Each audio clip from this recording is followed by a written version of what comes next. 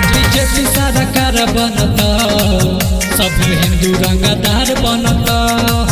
जब बीजेपी सरकार बनता सब हिंदू रंगदार बनता। राम राजा उहे लैले कई गे, राम मंदिर बनैले कई गे। जब बीजेपी सरकार बनता सब हिंदू रंगदार बनता। जब बीजेपी सरकार बनता सब हिंदू रंगदार बनता।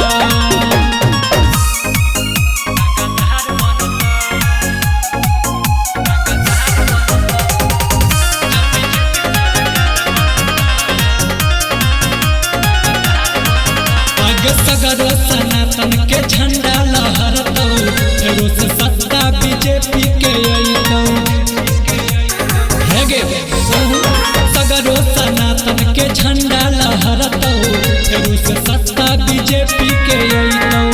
राज्य हिंदू के चलल हो, राज्य हिंदू के चलत।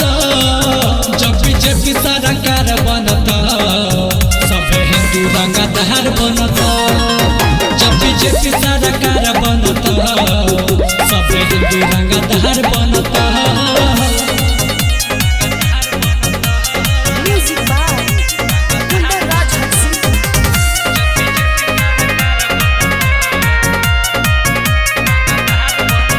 आगे अभी तो मोदी हो योगी बचल हो, सगरो बीजेपी के राज है चलल हो।